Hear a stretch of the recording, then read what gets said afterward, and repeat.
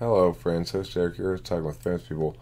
Back with another episode of the Exciting Tables series. This will begin on page 54, which should be this page right here. Yes. And before I begin, I'll play some sort of theme song at the beginning, so I'm going to play this right now.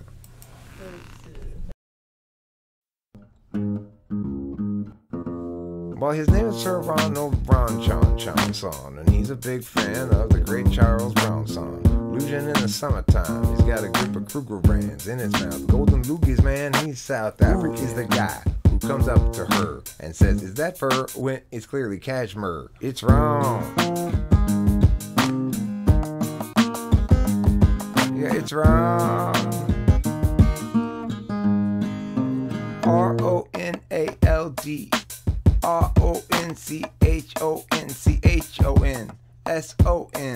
Ronald Bronchon is his name, Ben.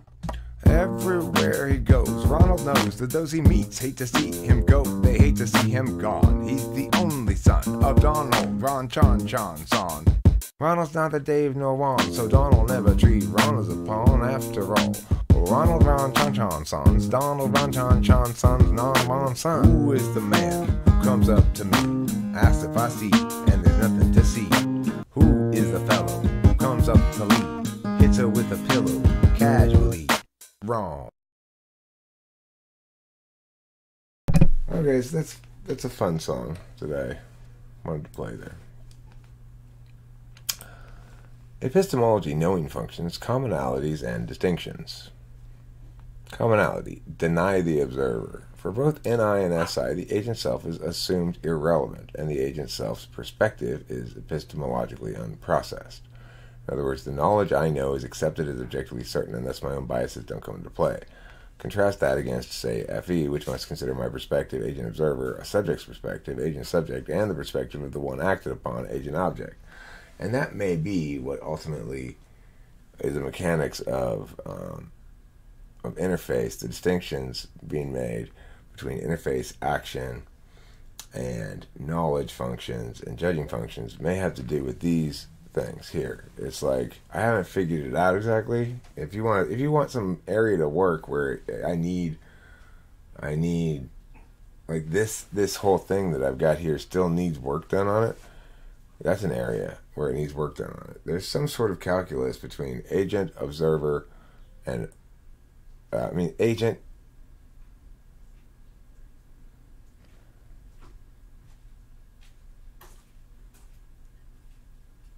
I don't know what the distinction here that I'm making between agent and observer. Agent, subject, agent, object, I get. I usually use these two. I would have. This doesn't make sense to me that I make the distinction here, agent and observer. I don't know what I meant there. It probably meant something, but I don't know. Or I could have just been wrong. Make predictions. Both knowing functions provide a framework for managing events across time and begin with one or the other manner of permanence as an underlying engine. Knowing supervenes on permanence, and permanence supervenes upon collective and compared statuses. The thing I want to draw up about the denying the observer part is SI assumes that your memory is correct. It doesn't question, well, who's remembering this? NI assumes that the truths that one understands are correct. It doesn't go, well, whose interest does this realization represent?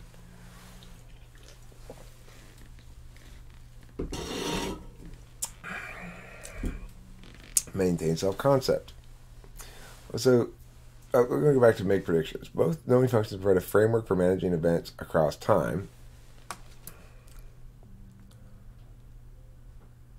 Let me get this part highlighted too.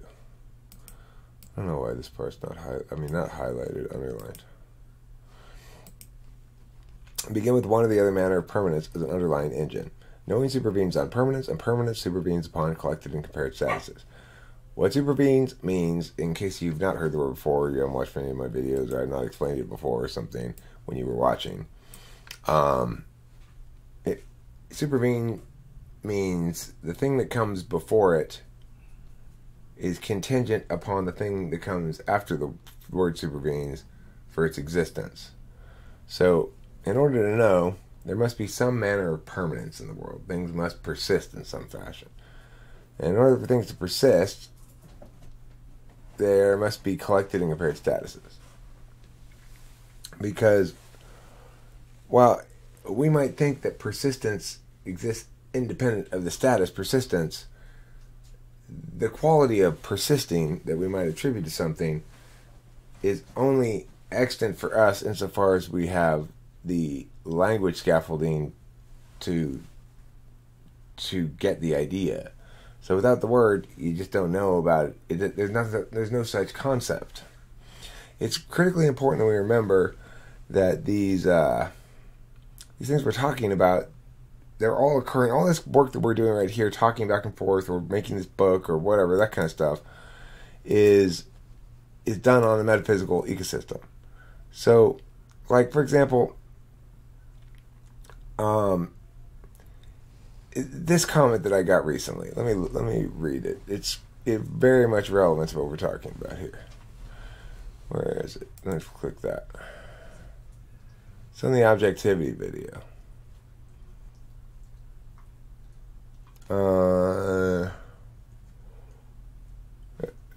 J4YN1CK5 says,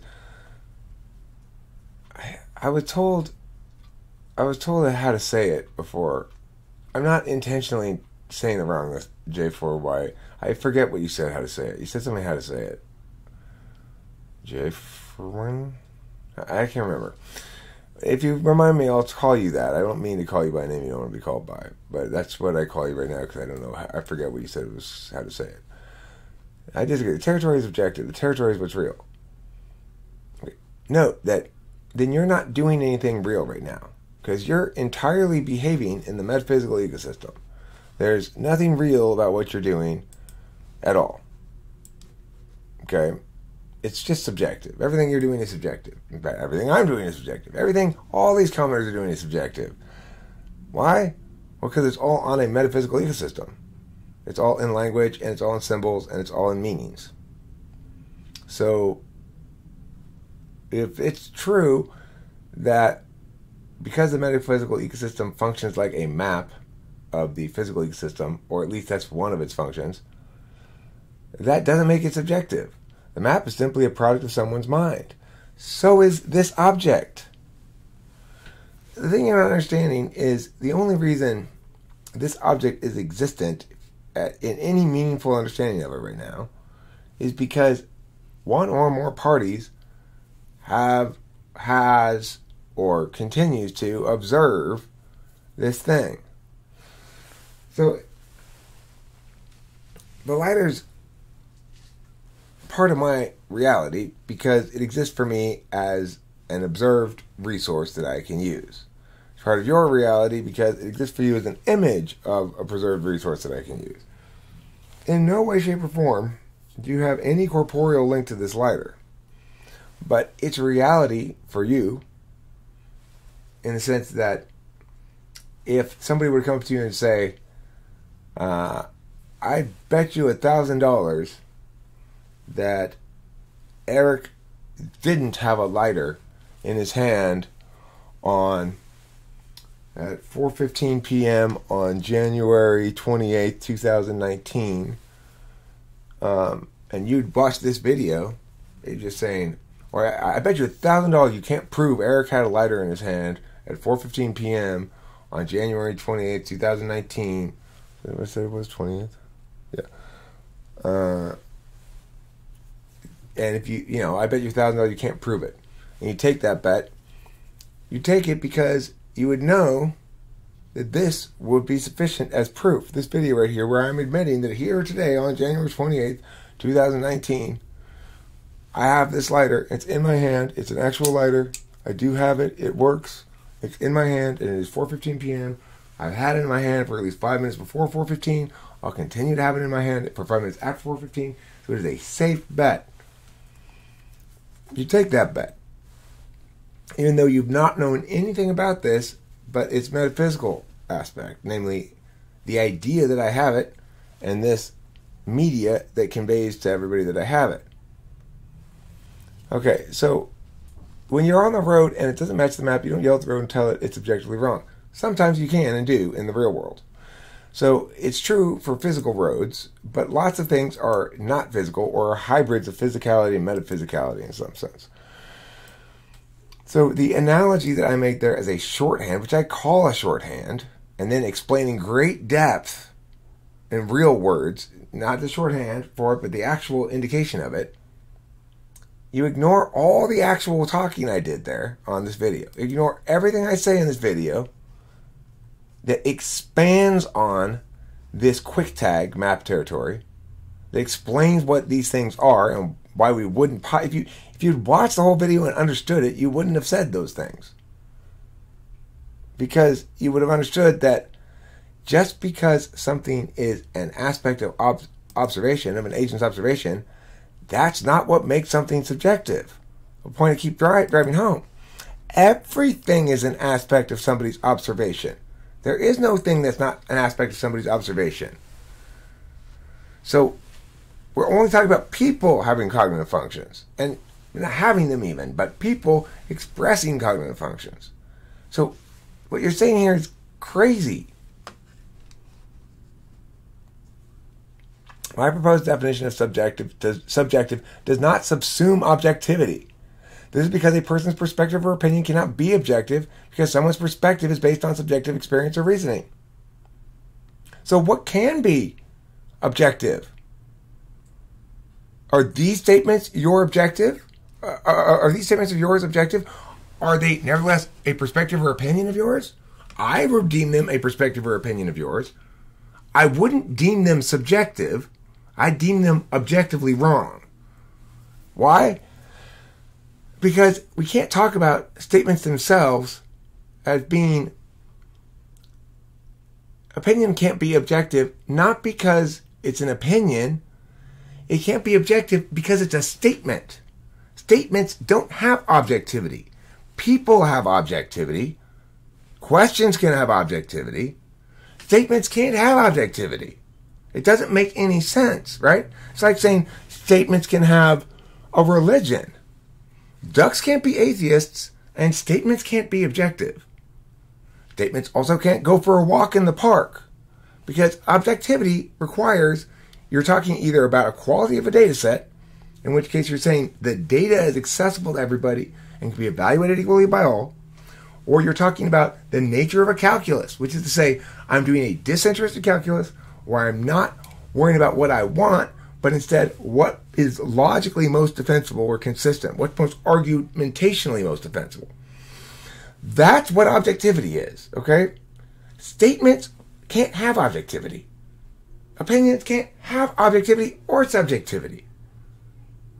Perspectives cannot be objective or subjective. Okay? There are really only two ways to meaningfully use the word. You can use it as an adverb, three ways. You can use it as an adverb. It is objectively so that meh, right? Which means using an objective, disinterested calculus, I've determined that it is so that meh. And that people who use a disinterested calculus on this will agree with me. That's one possible way. Use it as an adverb, okay? You could also use it as an adjective describing data sets. You could use it as an adjective describing questions. But when you use it as an adjective describing questions, you're really meaning this question is suitable for objective analysis, which means it is suitable to referencing data sets that are accessible to everybody and can be equally evaluated by all on their own terms and on their own accord.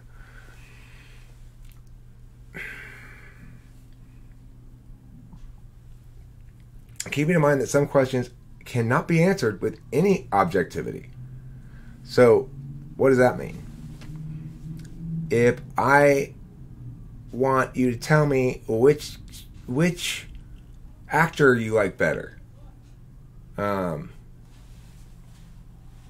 Cruise or Matt Damon, you might try to argue that Matt Damon really is a better actor, but that wouldn't be answering my question. I'm asking, which one do you like better? There's no objective data that can be used to answer that question.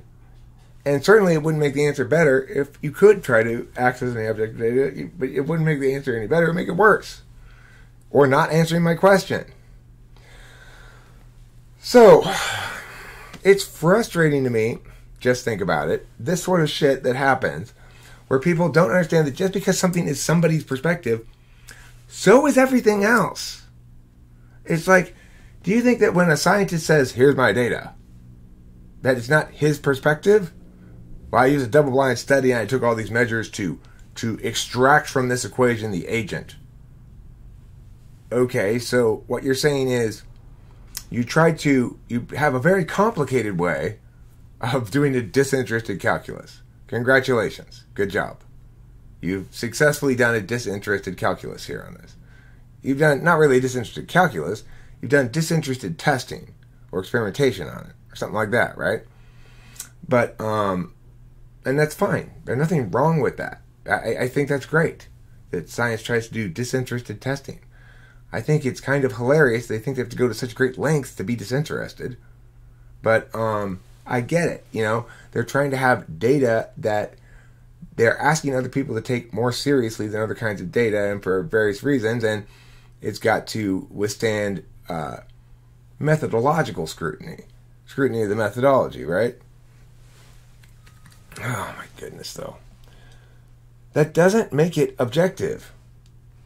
I mean, the thing is, what I'm saying is, obviously, if you successfully use the scientific method and do all the double blinding and stuff like that, you will successfully exclude interest from the data gathering part. You still won't exclude it from the data interpretation part, and you won't exclude it from the framing part where you go, okay, well, here's what I'm going to work on. You won't exclude it from lots of other things, but you will exclude it from the data gathering part. So presumably you can trust the data. But, I mean, the thing is, that doesn't make the science as a whole objective. It makes that aspect of the process attempt to achieve objectivity mechanically, in a TE kind of way, rather than simply being objective in a TI way. So if there were anything in that comment there, and there may be something, but if there's anything in any of these comments that I think is actually making a good point, I will concede it. But this is wrong. An opinion also can't be objective, because even if the person's reasoning for having an opinion is based completely on fact, once it transitions from fact to interpretation, what's the difference, though? You're not drawing a distinction. What is the difference between a fact and an interpretation? What makes a fact, then? You keep talking about things that aren't objective because they aren't facts. What makes something a fact?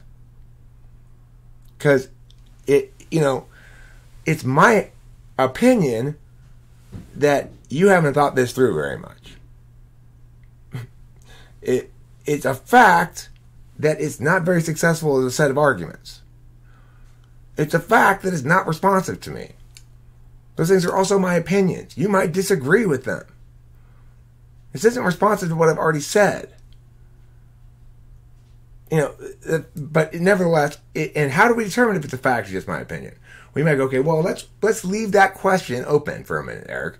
Is my critique of your position here factual or opinion? Okay, well, let's both of us leave it open here. And let's say, okay, commenters, please tell me, is my critique of Just Think About It's positions here factual or is it opinion? Because what I'm saying is that when you say a person's perspective or opinion can't be objective, well, you're right about that, right? Perspectives and opinions cannot be objective in the sense that no statements can be objective. This statement is not objective. This statement is not objective. None of this stuff you say is objective, because statements can't be objective. Okay, but look, an opinion also can't be objective, because even if the person's reasoning for having an opinion is based completely on fact, once it transitions from fact to interpretation, when does it make that transition, and what's the distinction? So, I'm reading a bunch of facts and withholding judgment, let's say. Okay, I haven't come to a conclusion on something.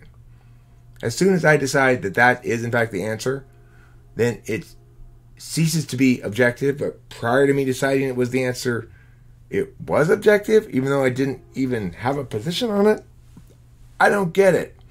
And if, in fact, a statement can be objective, then please to explain to me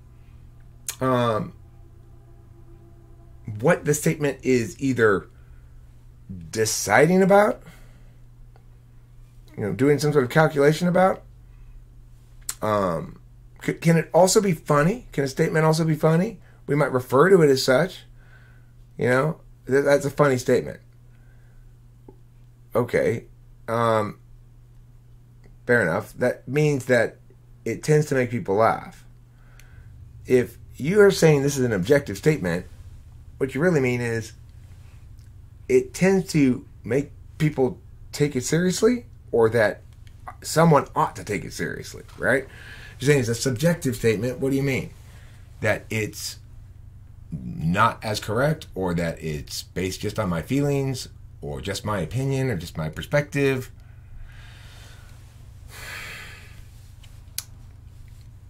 How do you draw the distinction? You and I have very different opinions on this. Are we both engaged in subjectivity entirely? Because when I say here,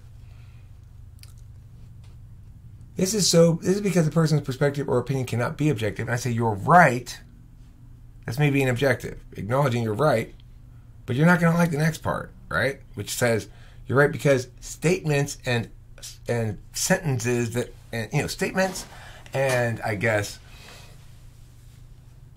commands and claims and conclusions, they can't be objective or subjective. There's no way to distinguish between them then. Objectivity and subjectivity doesn't have any meaning if you say statements are objective or subjective. What we really need to understand is that objectivity is a process that people act out on things.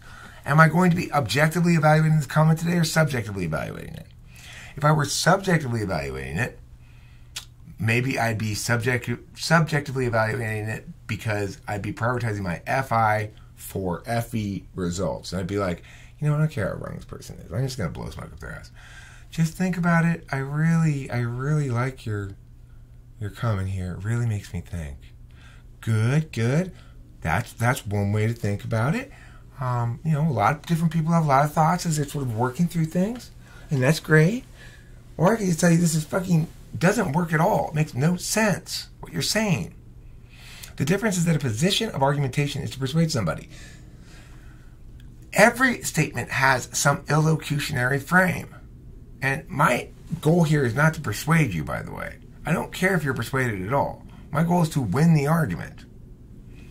How do you know if you've won the argument? Well, you say, objectively, have my arguments defeated his arguments? And the answer is yes. And the reason is because if a disinterested party, somebody who is very intelligent and can follow all the argumentation and hear everything you're saying, hear everything I'm saying, and look at what we're both saying, they're going to note that this doesn't make any sense what you're saying.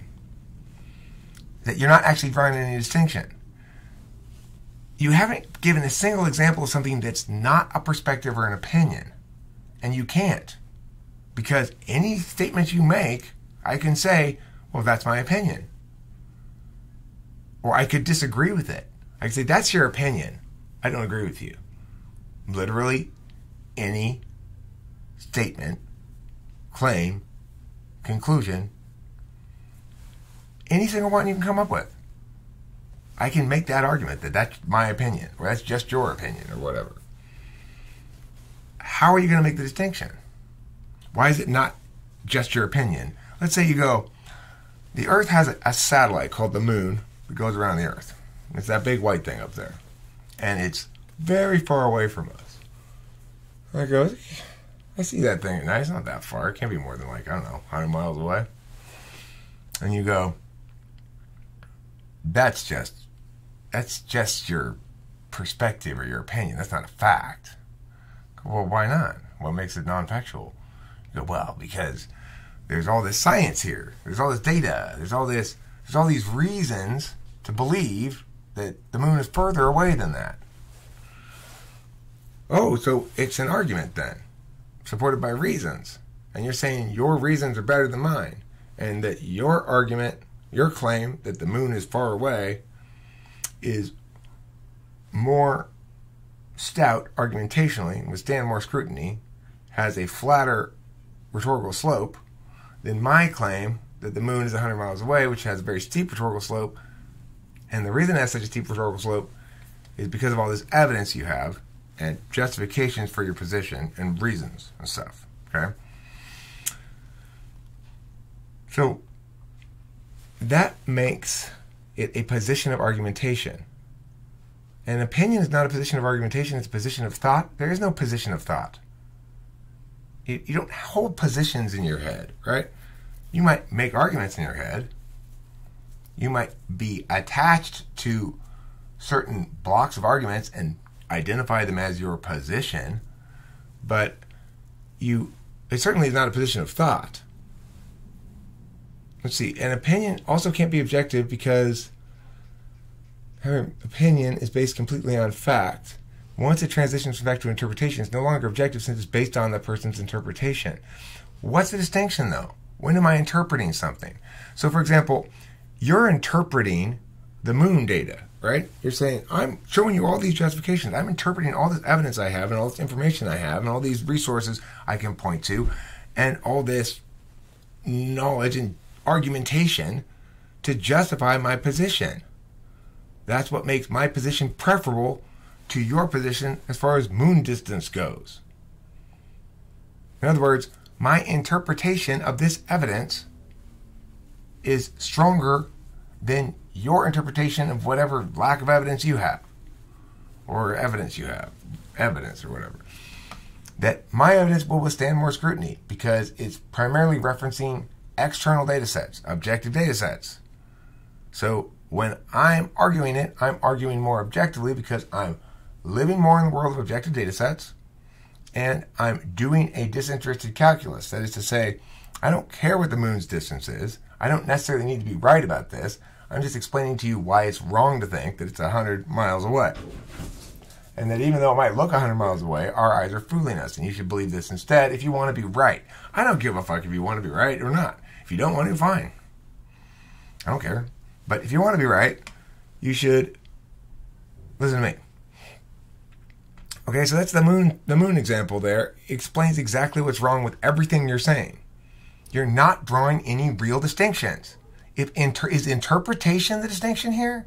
Is this the criterion by which something becomes no longer a fact? Then any time you have to advocate anything or choose to negate anything or communicate a position at all, it ceases to become a fact. And I don't think any correct understanding of the difference between fact and opinion, because I'm not saying there's no distinction to be made. My point is that fact is at the end of a spectrum of argumentational slope. It's not a different class of thing, as people tend to make it. It just means it's an opinion with very steep rhetorical slope, very flat rhetorical slope, versus one with steeper rhetorical slope. The flattest rhetorical slope you get, if you get it all the way flat, most everybody will agree that's a fact. And you'll have very few people go, no, I disagree. But you'll still have some, like the earth is flat. The flat earth thing, right? But the earth is round is a fact. The earth is flat, it's just your opinion. Well, I mean, no, they're both opinions. One of them is much more well substantiated than the other. I mean, an opinion is only as counterfactual as it is counterfactual. And an interpretation is only as suitable to the data as it is suitable to the data. And I'm going to have to not make this video about the book. This is going to have to go back to the book later because this is fucking pissing me off. The wrongness here. Everybody wants to fight me on this, but nobody actually answers anything I say. It's fucking frustrating. I've explained this and fucking explained it. And nobody wants to respond to what I am actually saying. There's no reason